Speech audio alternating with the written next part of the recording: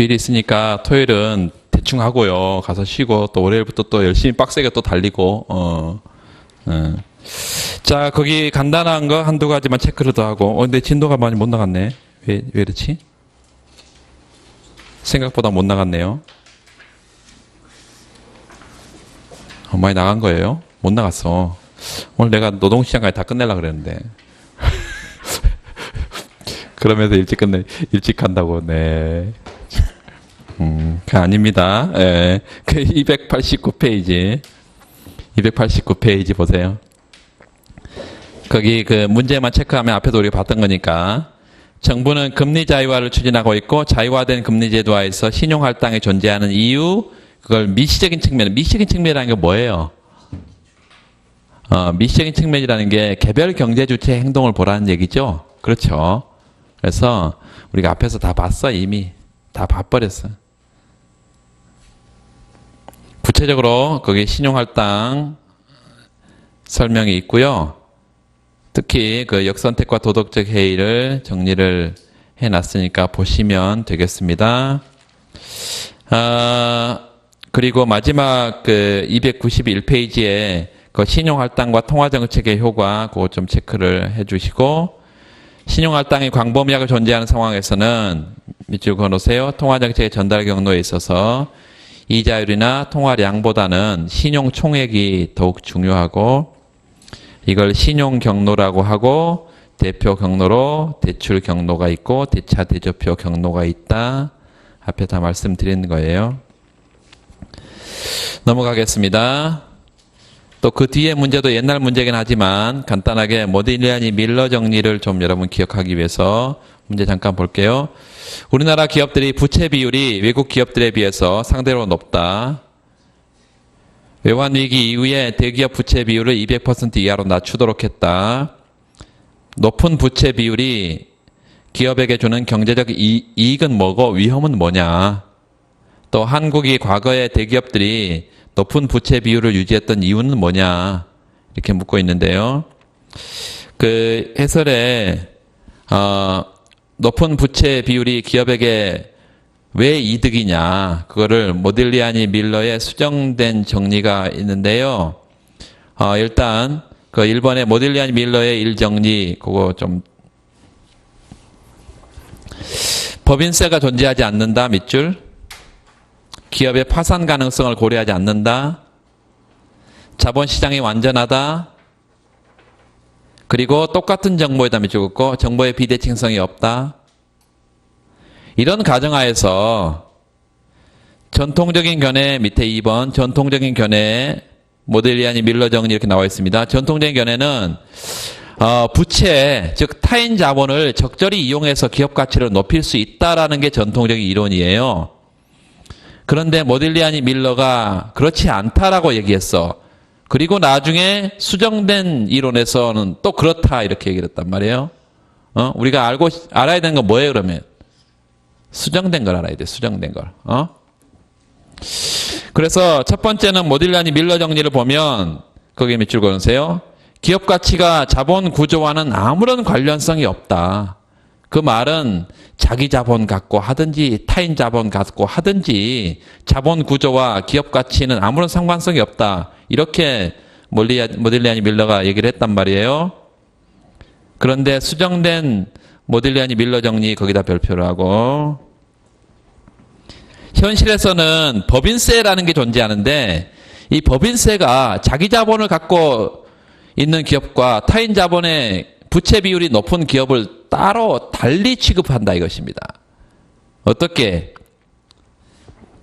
구체적으로 보면 법인세 상에서 부채에 대한 밑줄 그으세요. 부채에 대해서 지급하는 이자는 비용으로 간주해 준다. 그래서 공제를 허용해요. 그런데 자기 자본에 대해서 귀속된 이자에 대해서는 공제를 안 해줘. 그렇기 때문에 타인 자본의 의존도가 점점점 커진다는 거예요. 왜? 세금을 적게 내는 거니까. 그거를 감세 효과, 텍스 쉴드라고 부릅니다. 그래서 수정된 밀러 정리에 의해서 뭐만, 텍스 쉴드만 여러분 기억하면 돼요. 이 감세 효과 때문에 부채를 많이 짓는 게 기업의 세금 부담이 가벼워진다 이것입니다.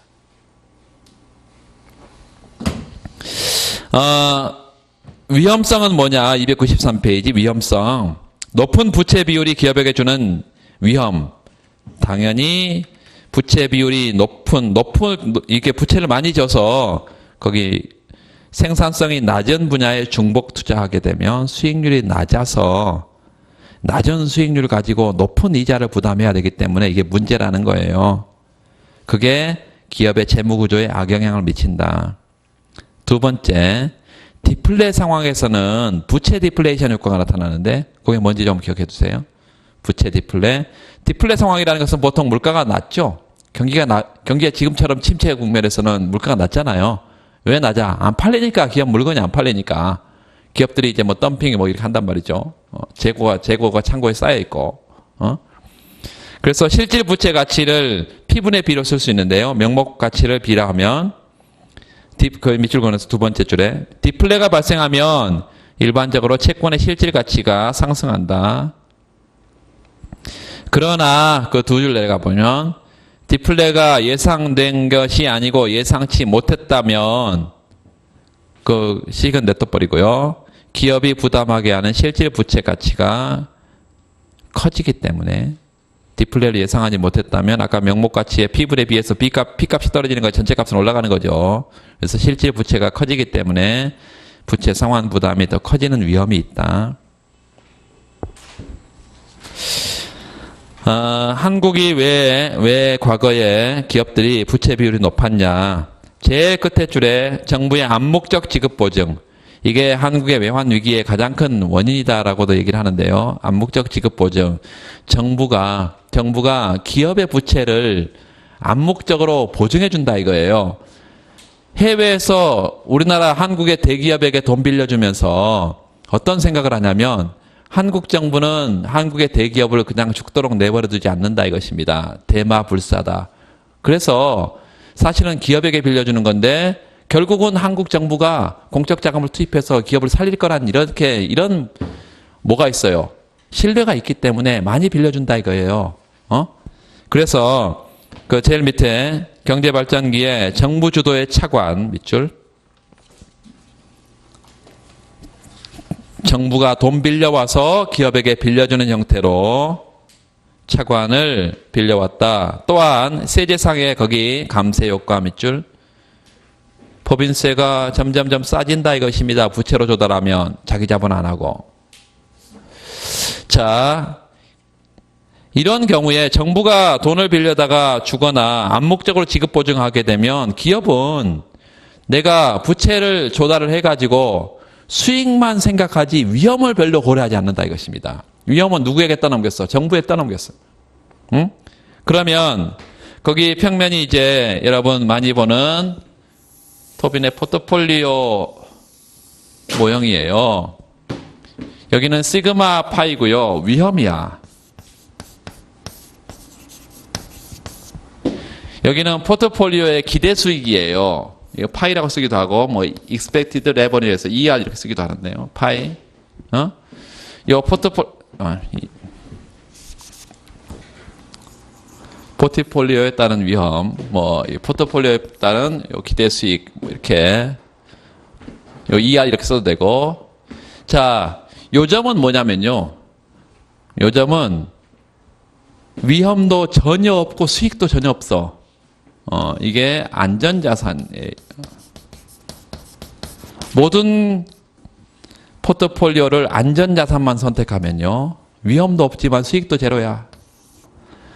그런데 어느 정도의 위험을 내가 감수하고 채권을 많이 내 포트폴리오 바구니 안에 넣게 되면 수익도 크게 기대할 수가 있어요. 이런 점들을 연결한 것이 투자의 궤적입니다. 투자 궤적.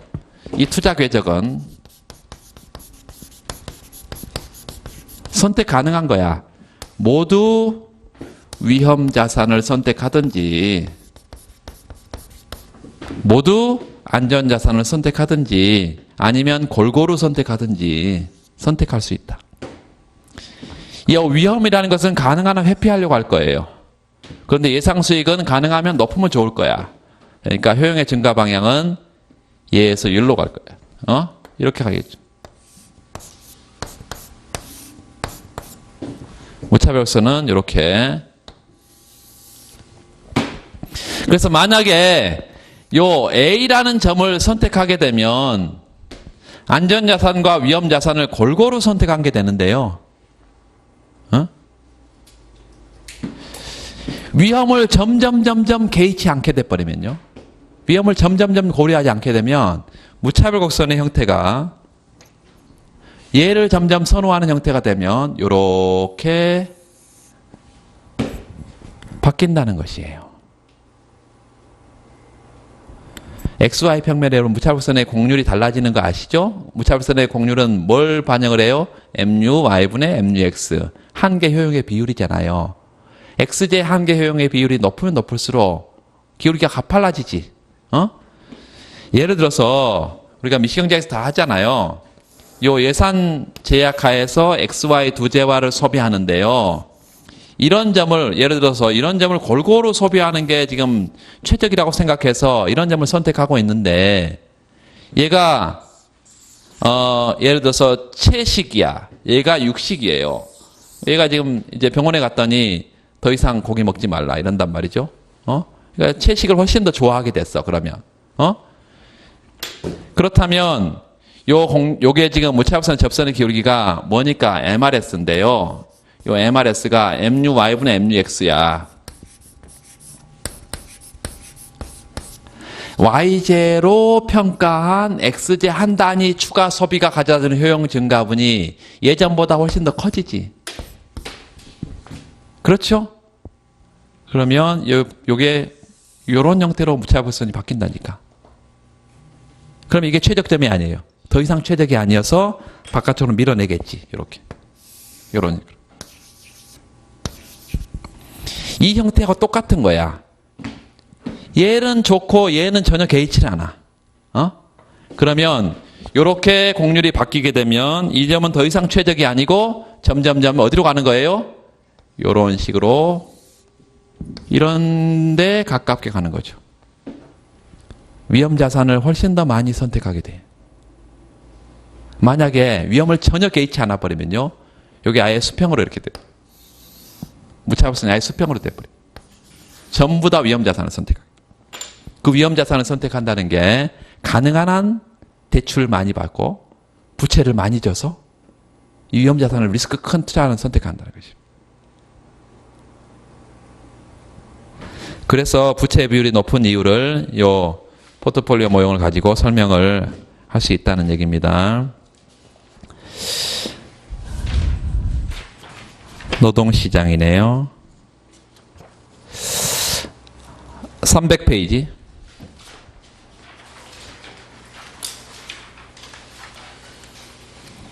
요거는 간단한 거니까 요거 보고 가겠습니다.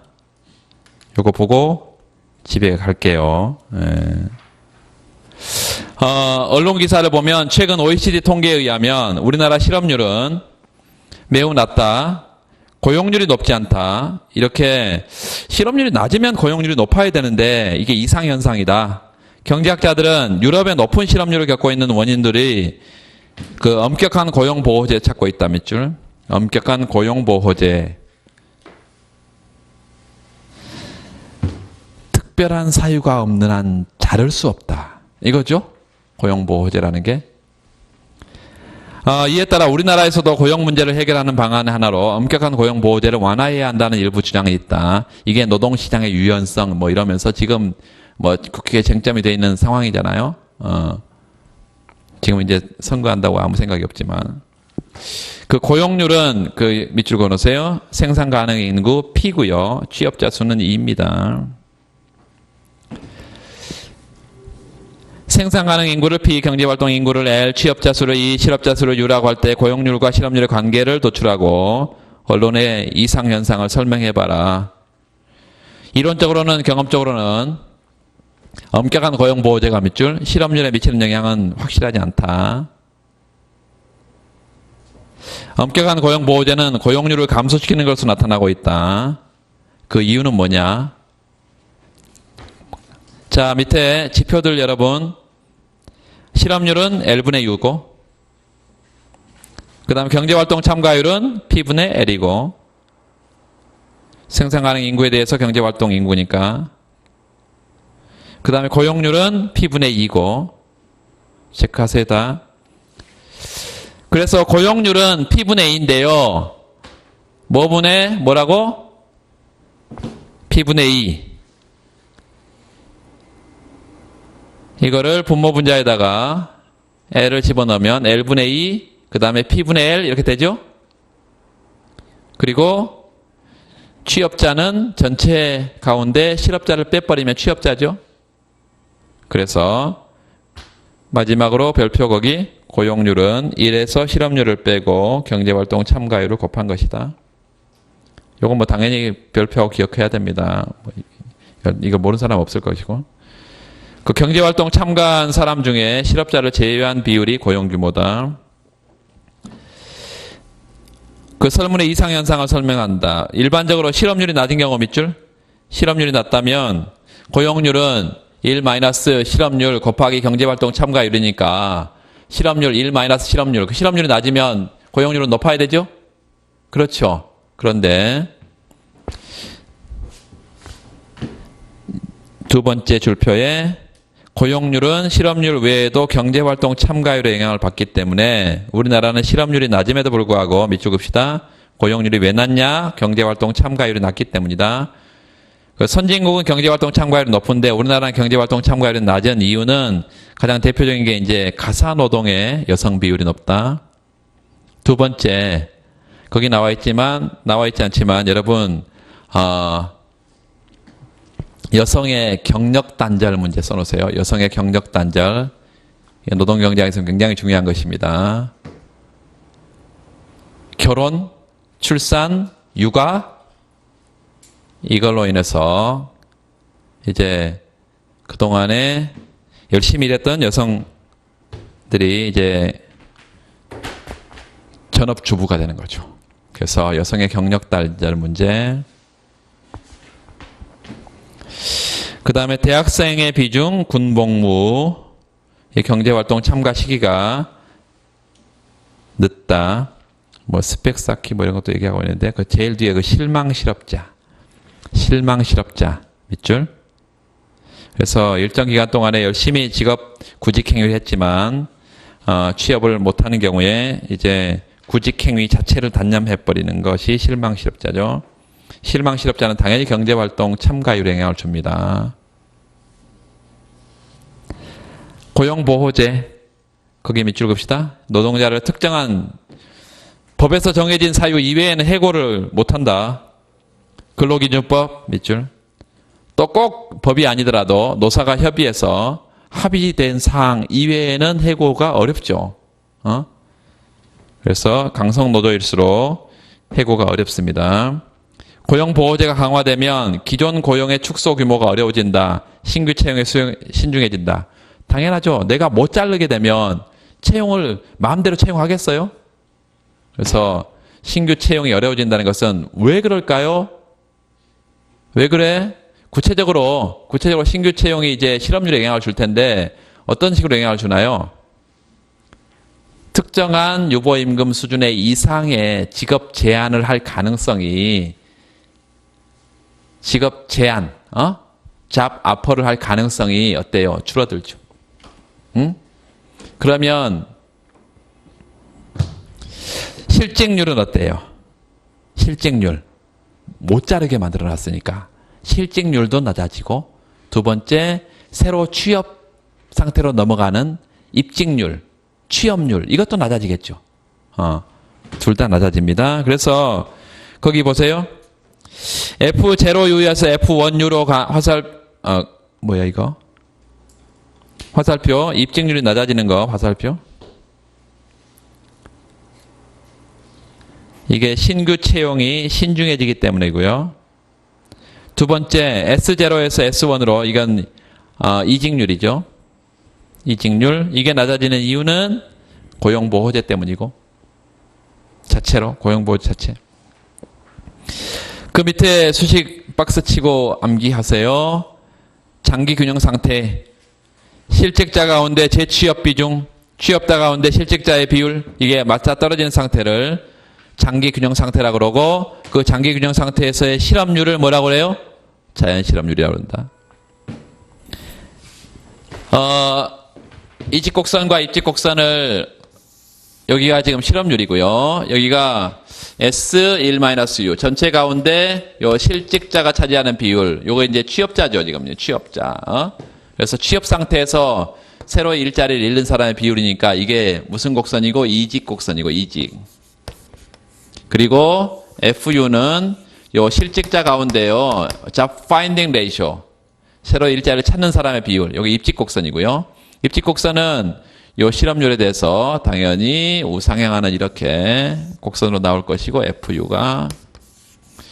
얘는요, 1이면은 제로값이 돼버리죠. 여기 제로가. 그래서 실업률은 가장 높아야 1이고, 우하향하는 이런 이직곡선 이렇게 있을 것이고, S1-U. 요 두 개가 맞아떨어진 상태가 장기 균형이고, 그때 실업률을 자연 실업률이라고 이렇게 부른다. Natural Rate of Unemployment. 그래서 S1-U, 요 이직곡선과 FU가 맞아떨어진 상태, 얘가 장기 균형 상태인데, 그 장기 균형 상태의 실업률을 자연 실업률이라고 그러고, 요 넘어가면 뭐예요? SU죠? 그리고 SU 플러스 FU고, 여기는 뭐예요? S죠? 그래서 실업률로 정리하면 바로 S 플러스 F분의 S가 되겠죠. 이게 자연 실업률이다. 자연 실업률. 자연 실업률에 영향을 주는 것은 요 이직률, 입직률 이런 것들이 영향을 받는다. 그런데 지금 F하고 U가 어떤 방향으로 움직이고 있어요? 둘 다 떨어지고 있죠. F하고 S가 둘 다 떨어지고 있어. 알 수 없다 이것입니다. 알 수 없어. 응? 그래서 거기 밑에 자연 실업률 표시를 좀 해두세요. UNR 이렇게. 자연 실업률에 미치는 영향을 알 수 없다 이것입니다. 실업률에 미치는 영향을 알 수 없어. 엄격한 고용보호제가 2번 설문에 그렇게 불확실하다라고 말을 했어요. 그 3번을 가봤더니 3번 그 식에서 보듯이 엄격한 고용보호제는 고용률을 왜 낮추냐. 엄격한 고용보호제 그 설문 3의 1번 보시면 그 식에 고용률 1 실업률 경제활동 참가율인데 고용률 동그라미, 그 경제활동 참가율, 그 두 가지의 관계예요, 지금. 실업률하고는 어떻게 되는지 알 수 없으니까. 경제활동 참가율이 낮아지고 고용률이 낮아진다. 뭐 이 얘기죠. 그래서 다 했습니다. 앞에서 실망 실업자, 학업기간 연장, 기혼 여성, 구직 의욕, discouraged worker, 뭐 이런 것들.